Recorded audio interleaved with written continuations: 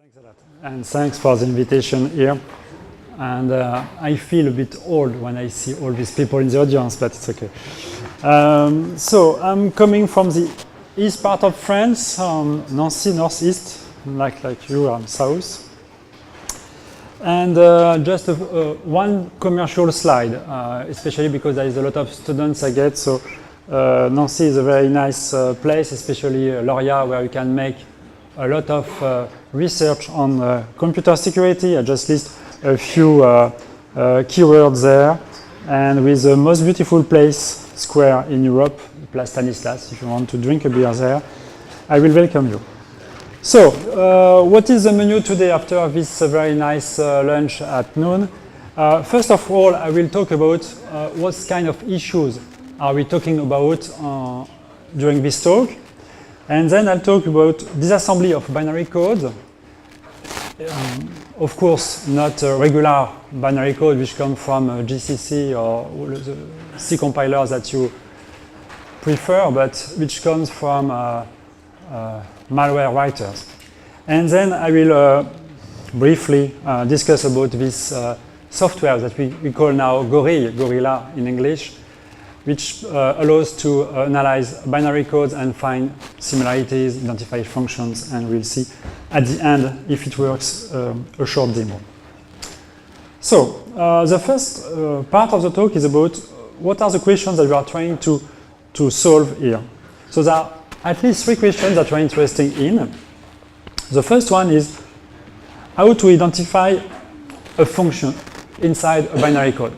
Why are we interested by that? As you know, it's not so easy, but if you know some malware or some virus, then you can build some signature and then you can identify it by looking at the signature. Okay. But this means that you already know the threat. If not, that means that you are downloading some binary code and you ask yourself whether or not it is a malware. In this case, the only way to deal with this problem, with this issue, is to look at the functionalities inside the binary code. For example, on your smartphone, you download some application with a game with a bird and whatever you want, and this application asks you, or does not ask you about looking to your position, your GPS position, to your contacts, and so on and so on. Is this a friendly game or not? The answer is up to you. But in some sense, it would be nice to detect in an automatic way what is inside, what is the functionality hidden inside a binary code. That's why we are trying to do that. So, for example, to some geolocalization functions or to some cryptographic function or whatever you want. And this is a kind of a preview of the results that I will show you later on. So, for example, with Gorille, we are able to locate that, this is a quite old example, that WildHack, which is a botnet, contains some cryptographic functions using OpenSSL somewhere in its code. So we are able to see that some OpenSSL functions are inside WildHack, and we are able to synchronize both codes to see that on which address this correspondence can be found. The next issue that you are interested in is to classify. Classify, at first, this can be a bit weird. Why are we interested by classify viruses or malware? The problem here is that we have a lot of samples. For example, if you look at some numbers, like what Google people say about virus total, that they receive something like 300,000 files per day, probably more. And so you have to say what are inside these files. So you have to be very quick. Even 1 second per file is too much, because you have to analyze that very quickly. So this is kind of known as triage. I'm not sure it is an English word, but I think in French it makes sense. We have some success, as you will see, about that also. For example, we look at some regime loaders, and just by looking with our methods of morphological analysis, we are able to draw 3 clusters. And these 3 clusters are based on the API calls, and you see that's 3 different ways of building this loader for Regine. Of course, the last issue is, in some sense, well known, is to detect, to know whether or not we are in presence of a malware or of a virus or a botnet. And it is maybe not so difficult when we already know the malware, but obviously when it is an unknown threat, it's difficult. And what I'm going to show you is that you have some new ways to detect malware using some database of signature, which are based on something else, based on the control flow graph of the of malware, and using some signature of white software, white application, white library, which are not forbidden to be run on the system. So, as you see, I am a professor at the university, so I always like some theoretical part of this aspect. And since I have a lot of young people here, young compared to me, recall that all these problems are completely indecidable, thanks to Kurt Gödel and maybe some other guy. And you see that to detect this border between the goodware and the malware, this is indecidable. That means that you don't have any programs which are able to exactly each time say that it's a malware or a goodware. In fact, it is worse. Oops, sorry. It is worse thanks to not to Turing but to someone called Rice that even identify functions inside a binary code. This is also indecidable. So we are in very difficult trouble, but nevertheless we are trying to solve partially this problem. So this is only 2 slides of theoretical aspects, that's all. So why it is difficult? It is difficult because in fact you are there in this big room. When you are looking at some malware code, and we have plenty of very good talks this morning about that, when just you open some binary with IDA and you look at the code, and sometimes you cannot understand anything, or you have to drink a lot of coffee and to spend all the night to try to understand what is going on. There is some very nice books, this one and some other, about how to transform a very nice code into something very messy. Among difficulties, there is of course all these obfuscations, and we have some examples this morning. All the cryptographic functions that are inside the code to hide some informations. And also these 3 last items, which are self-modification. I'm going to talk a lot about that.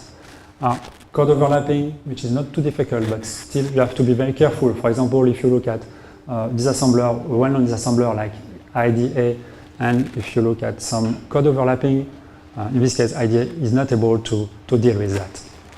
And the last point is also very tricky.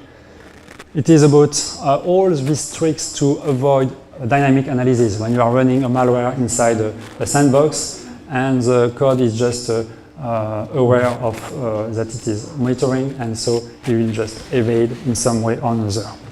So how to deal with all these protections against analysis of code?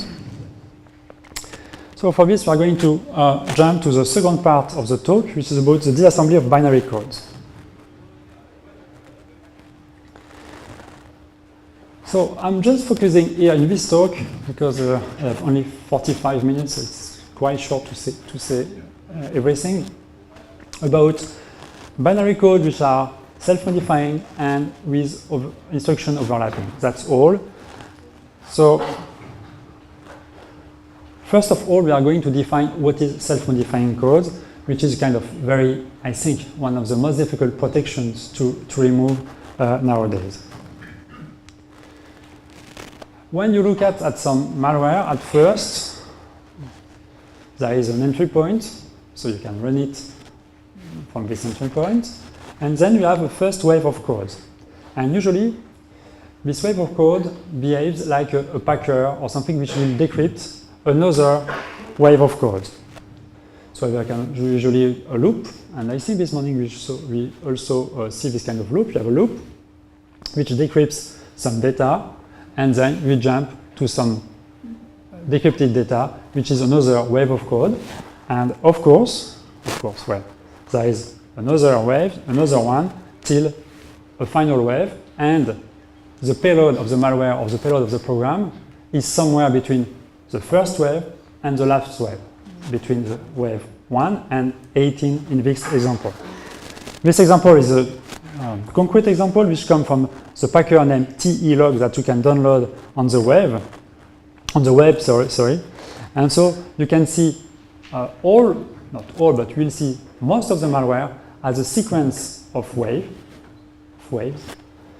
So if you just look at the first wave in a static analysis, you see nothing. You see just the first part of a packer, which we're going to unpack something, but that's all. And this is a typical schema of a self-modifying program that you are facing currently. Of course, if I go from the good side to the bad side, it's very easy to develop some self-modifying programs which are much more tricky than the ones that we are analyzing now. So just to be clear, here's a very short portion of assembly code. You see that there is a XOR on the middle of a loop. So this loop will decrypt some data somewhere, and then you jump to the part that you just decrypted. That means that if you look at the program at first like that, without running it, you just see this decoding loop, but not the next part.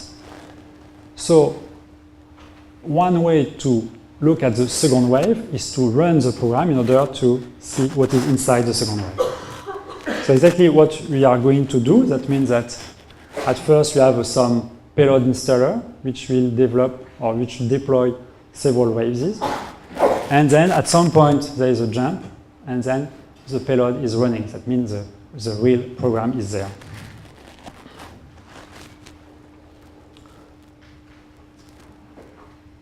Just to be a bit more precise about what I'm calling waves. A wave, you see, you can begin with just a run of the binary code that you are analyzing. How to do that? You take your program, your binary code, you put it in some virtual machine, some sandbox, you run it, and you try to capture each instructions with all the value of the registers and so on.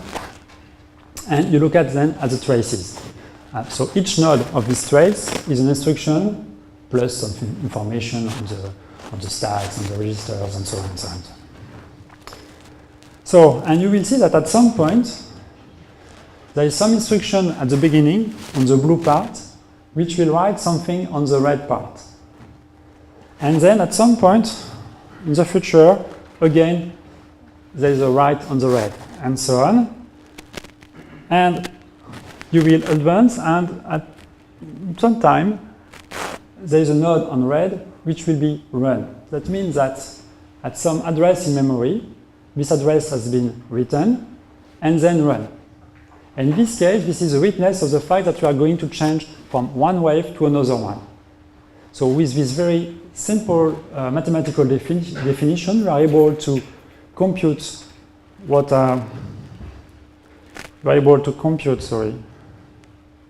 these waves very easily just by looking at the file that you have in memory, one written instruction which wrote some bytes in memory, and then these bytes are run.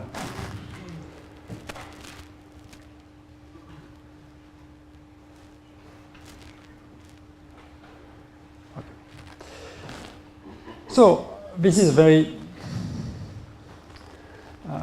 nice way of protecting a malware, of protecting some programs. Not only malware are using this kind of protections, a lot of legal programs are using also this kind of protections.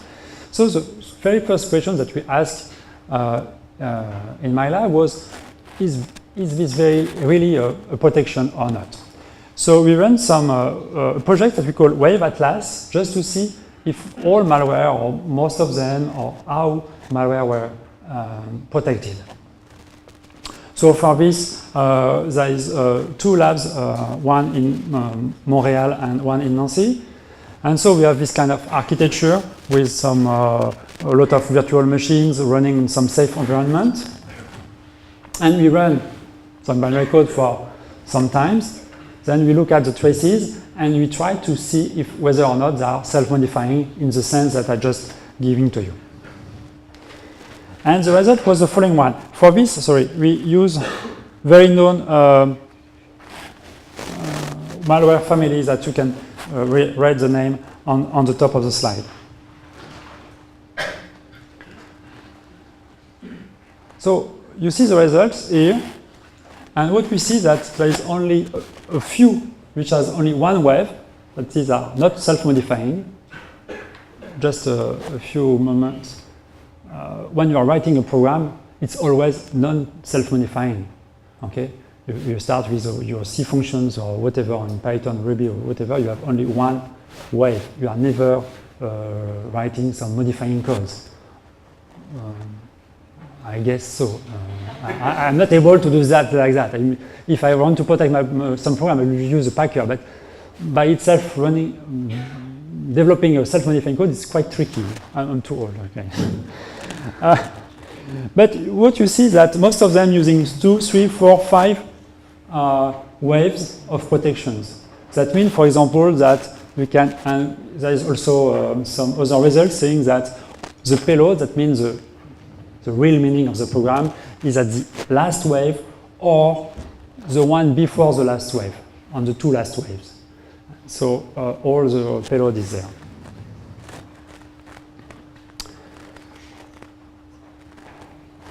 So with these results, the next step is to design and to develop some disassembler which is able to deal with these self-modifying programs. And this is part of the thesis of Aurélien Thierry, which is there somewhere, I don't know where. Aurélien.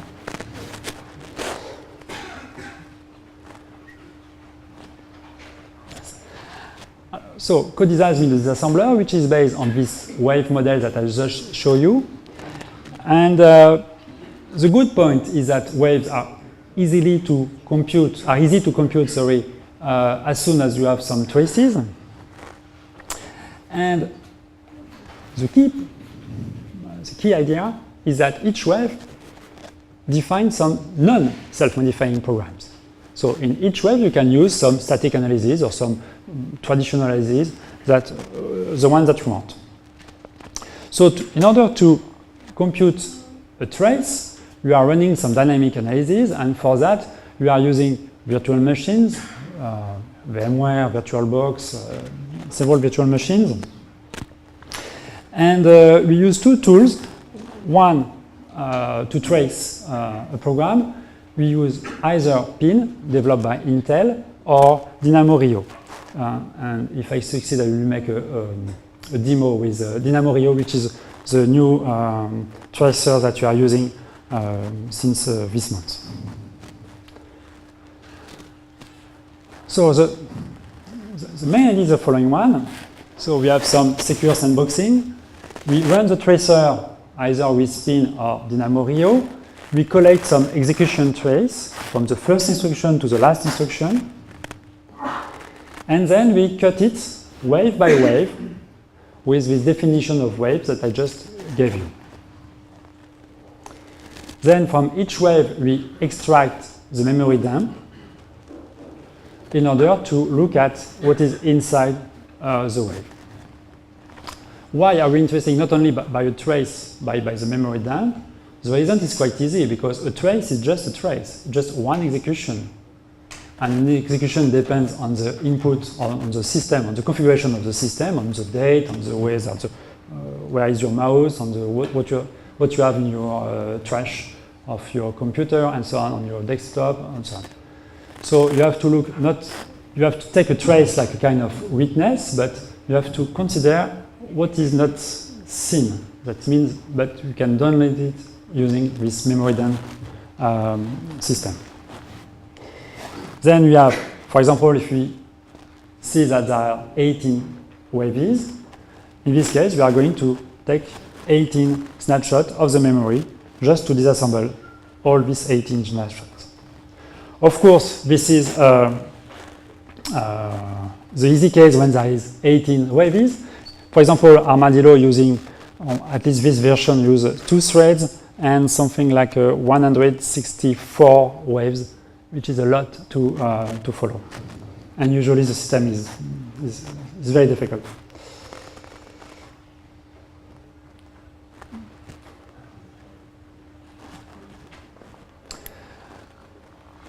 So co-design is using that, and then we disassemble each wave. And another question which is quite also tricky is about the fact that at some point you can have some instruction overlappings. And here is an example.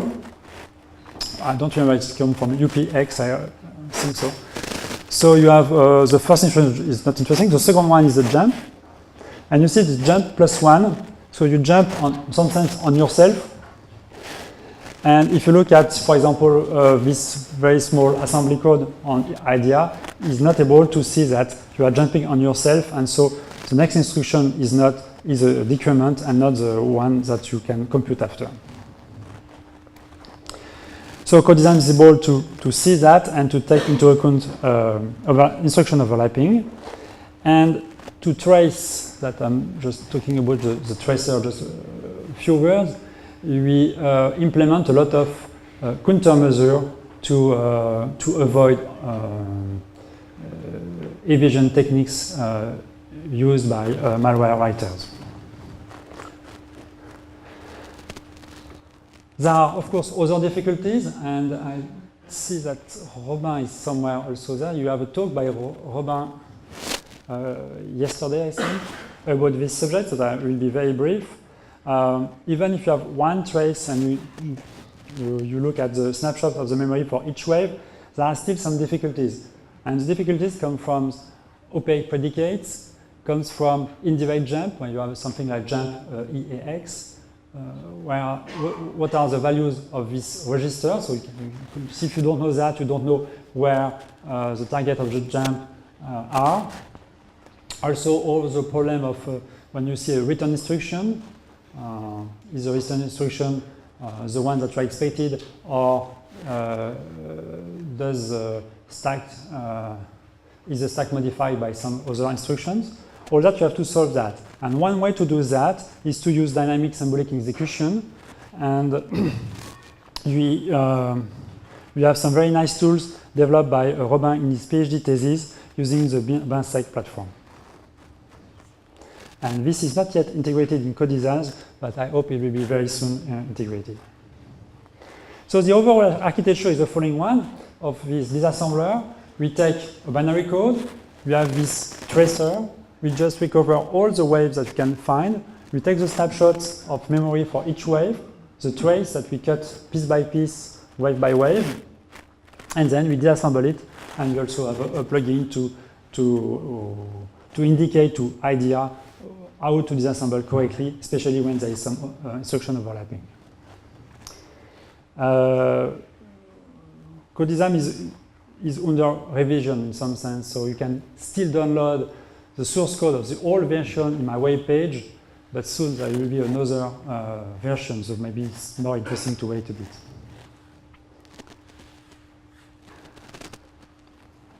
With that, you are able to, to disassemble most of the packers with their payloads, which is quite, I think, a quite good success. And at least it shows that co-design is able to make a good job when there is some software protection using self-modifying methods. So the last part is about morphological analysis and the software called Gorille, and how do we use the output of co-design, of the disassembler, to identify functionalities and to identify malware. So where are we now?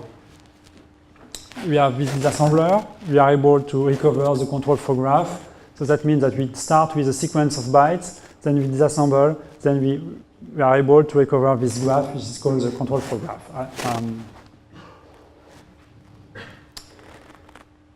And now with that, we are going we try to answer to these three first issues, which were to identify functions, to classify malware, and to detect malicious code. Very quickly, the basic idea, maybe the only idea to remember about morphological analysis is on this slide. The idea is that now a signature is a graph, and this graph is an abstraction of the control flow graph. It's not the control flow graph of a malware. This makes no sense. But it's just an abstraction, a kind of a part. And so if you agree with this definition, to detect a malware or to detect a functions, it's just to detect that there is a subgraph inside the graph of the program that you are analyzing. So in this case, if this part in white is a signature, and if you see this part, the subgraph somewhere, you can say that there is some similarities. And then you can check that these similarities correspond to the same functionalities. So, for example, take this very short assembly program. Then we compute the control flow graph. As usual, it's not difficult. In this case, it's not difficult. And then we abstract it. This is a very short abstraction. I just forgot that it is a sequence of instruction. You just say if it is a sequence of instruction like move, addition, incrementation, and so on, you just say it is an instruction. And you just consider the conditional jump, a return, call, and that's all. And you have a kind of abstraction. This is a very simple, rough abstraction, but it's an abstraction of the control flow graph that you can use as a signature.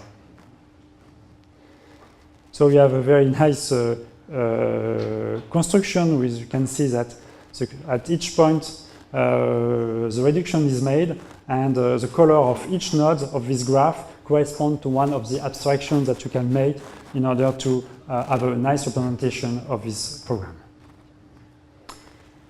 But of course, this is not sufficient.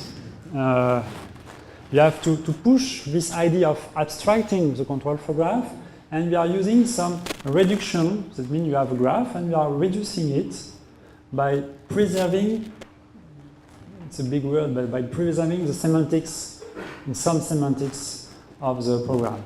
That means that if you are a good plumber, see plumber ring, if you can take this path, when you are reducing your graph, you can always take this path. Maybe it will be shorter, it doesn't matter, okay?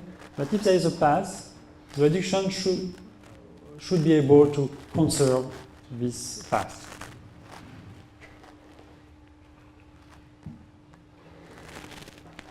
Well, but it's not enough too. You have to, again, to work about this idea, because finding functions or identifying some malware, it's like a puzzle.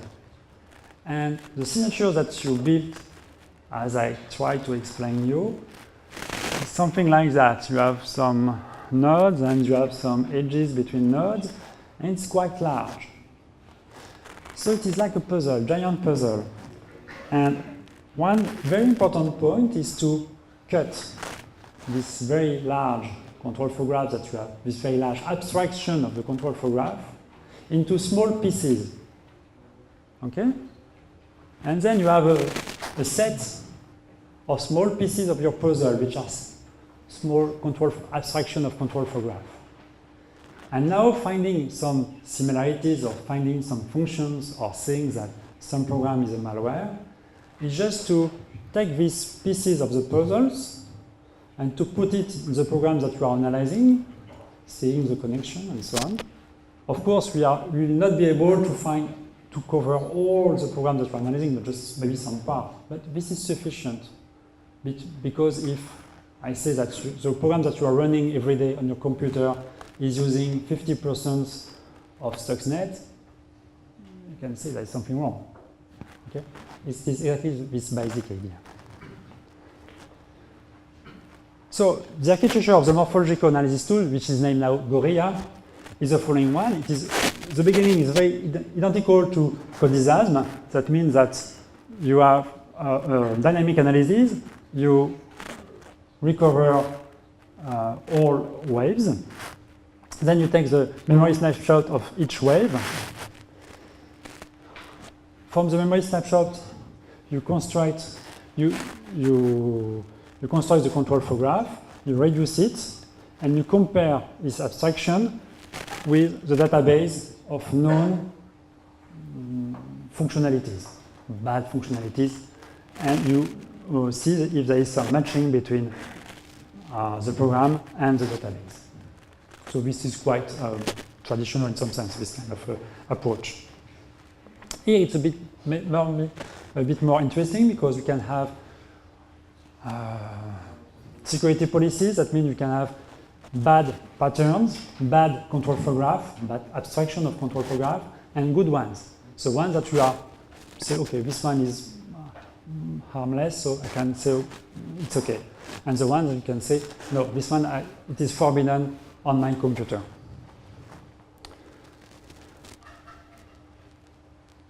So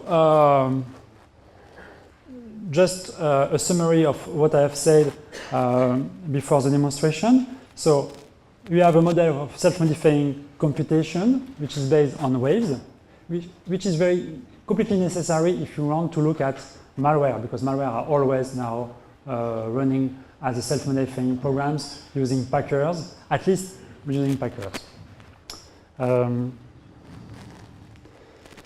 We have this disassembler which is named Codisasm to deal with self-modifying codes and with overlapping instructions. And we have a very nice tracer which is used anti-debugging tricks. And I think soon we'll have all this work on the dynamic symbolic execution to have a better results with the Codisasm. And then, as the outputs of the disassembler, we use these morphological techniques by abstracting the control flow graph in order to identify either functions or to detect malware or to classify also malware. So, the demonstration, this is in French because if someone are interested by coming to Nancy, just send me an email or just talk to me during the break.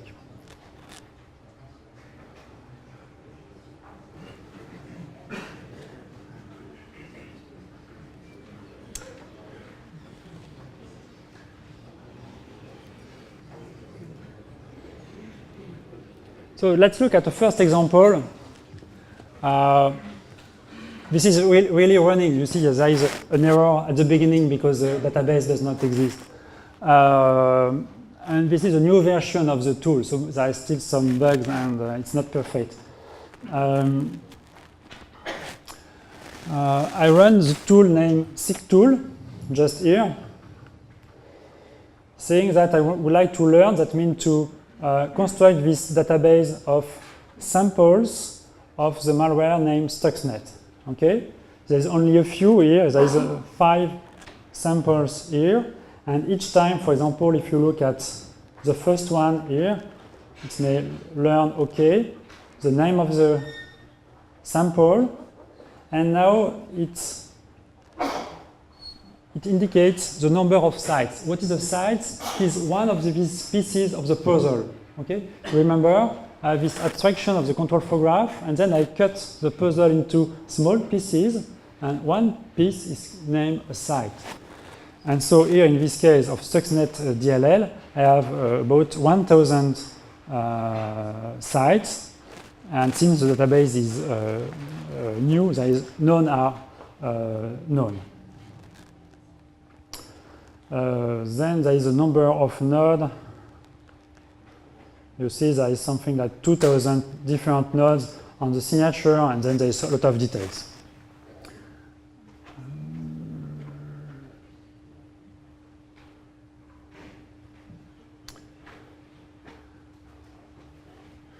We can transform this database into a SQL database and to ask some requests, but since I'm a bit running out of time, I'll just skip this part and going directly to the detection.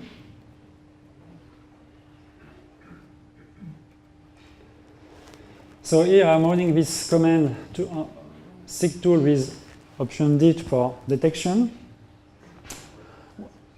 I use a database of the 5 Stuxnet samples, and I look at a program which is one version of Yuku. Okay, and as you know, because I'm sure you are reading that on the web, that there is some relationship between Stuxnet and Yuku, at least at the level of the code. There is some parts are completely the same, not completely the same, but quite the same, very similar. And what you see is that in this case, oops.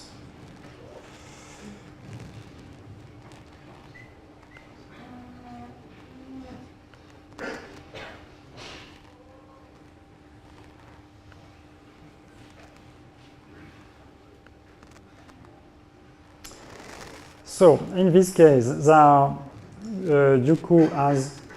there is about this number of sites, 2,000 sites, which are matching against the Stuxnet database. And you see that here there is about 500 sites which are matching with Stuxnet DLL and 2,000 sites which are matching with another Stuxnet sample. So you see like that, we see that in automatic way there is a relationship between Yuku and Stuxnet. And the tool is able to see to you where to look at the similarities. At this address, there's a similar function. So you can look with the idea where are the similarities and to check that it is not wrong. And usually it's perfect.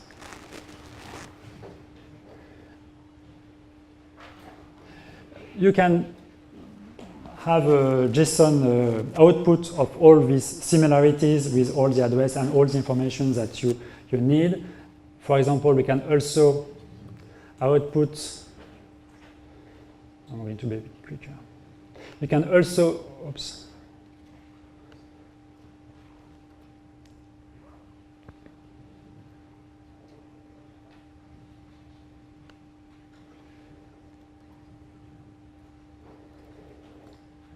We can also output the graph if you want to see, look at it, what is inside the database. So this means that the whole graph, this is the signature, the full signature, and we are going to cut part of the signature into small sites.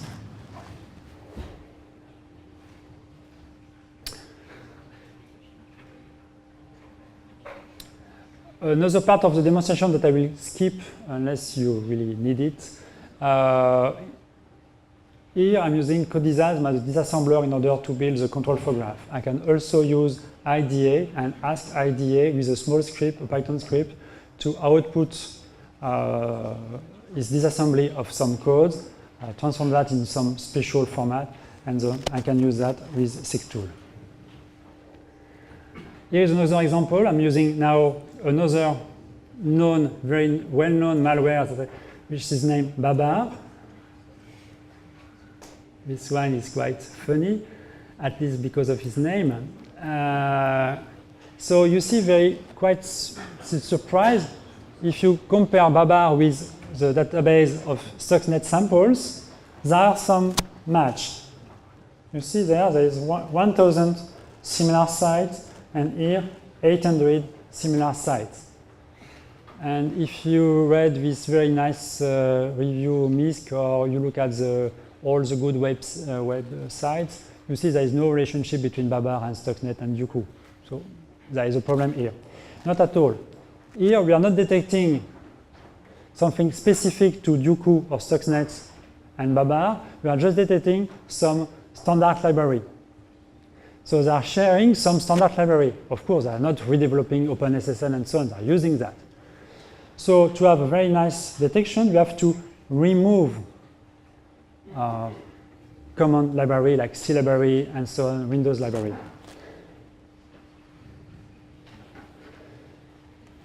So for that, I'm going to learn some whitelist.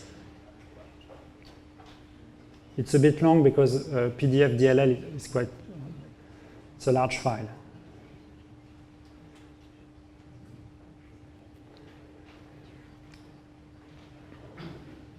Then I can learn Stuxnet, but using the fact that I'm removing some white sites. So now I'm relearning Stuxnet samples reconstructing a database, but I'm removing all the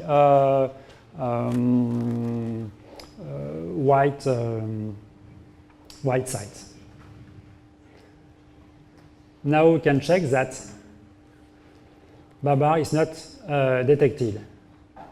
And you see that I'm running the tool seek tool to check if Babar is detected. And here it is written 0 unique sites, unique matching sites, saying that Babar is not anymore detected if you just look at Stuxnet samples.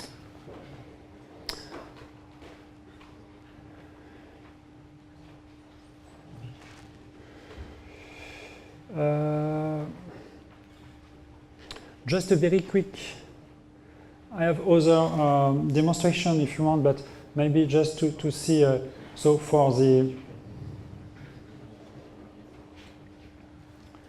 just a very quick demonstration of the dynamic analysis. So in this case, I'm running here on VMware, just some very gentle example.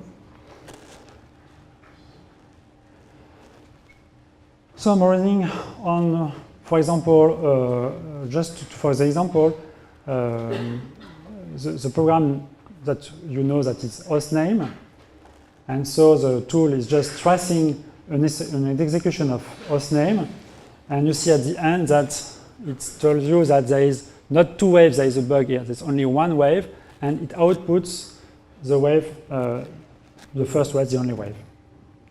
Now,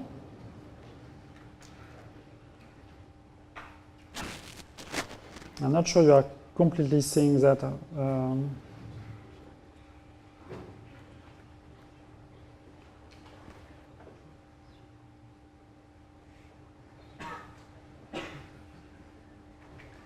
Okay. If you see on the top here, it is the same hostname program, but which is packed using UPX. Okay. I'm going to run that using the tracer, which is based on Dynamo Rio. And you will see that at the end, if it works, at the end, there is 2 waves. You have this number 3 minus 1, which is 2. And on the 2 waves, there is wave 0 and wave 1. And it is able to download both waves, so we can use that to make some morphological analysis on it.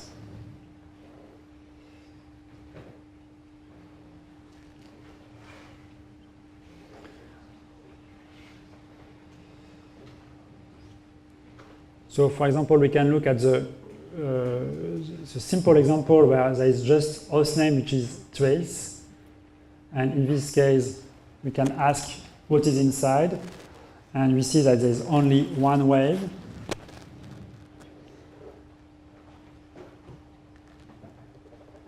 We can learn from the memory snapshot, we can learn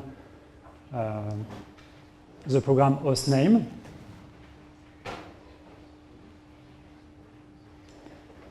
And then we can compare the program hostname that we just traced against the version of hostname which is packed with UPX, and you are going to detect that the packed version of hostname with UPX is hostname.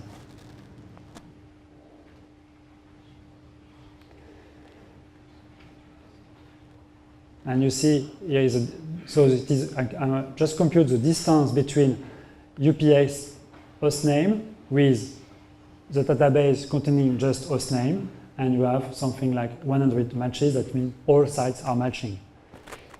Maybe more interesting.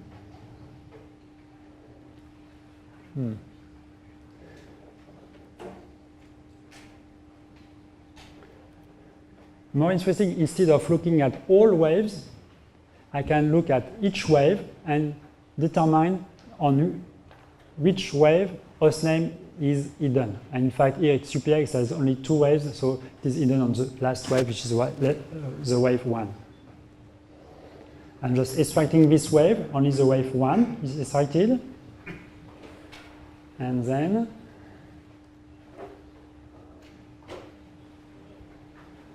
I'm just detecting in this last command the fact that hostname is on the last wave of the packed hostname with UPX.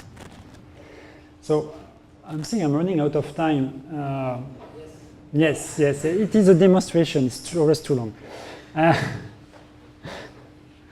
If you have any questions, please ask.